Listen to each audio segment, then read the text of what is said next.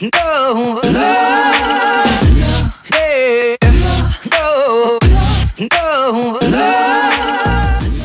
Skonto var rakstīt, kad spēles ar skonto var raksturot tā, ka fani var piedot jebkuru zaudējumu, jebkuru neizšķirt ar citu komandu. Viņi vienmēr prasa uzvarēt skonto, un tam mēs jums visi piedosim. Es domāju, to var raksturot šito spēli un visu čempionātu. Jo kādreiz skonto bija neuzvarama komanda, spēlēja Eirokausos un spēlētāji izlasē spēlēja. Tas bija tā kā sarkana lupa jebkuram spēlētājiem un komandai un trenerim. Jo to komandu vinnēt nozīmē, ka tu kaut ko vari. Pat punktu atņemt bija viņiem grūti. Viņi ir 11 reizes čempioni bijuši, un tas ir ļoti liels sasniegums. Es nezinu, ka kāds to atkārtos. Es ceru, ka Liepāja varētu viņu pārsist kaut kad tuvākajās 10 gadēs, jo tur vajag ilgu laiku.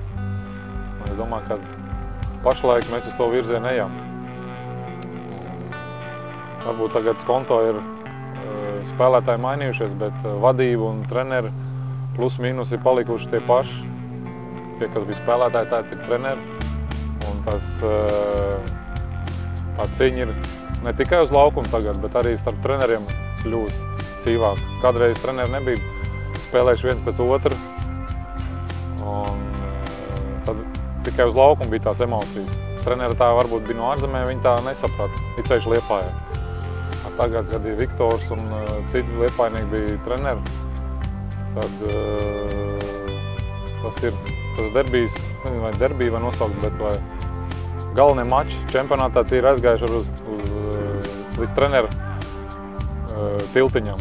Skatītājiem vienmēr bija skonto, viņi nāca uz spēlēm, jo vairāk skatītāji, jo arī lielākas emocijas laukumi ir.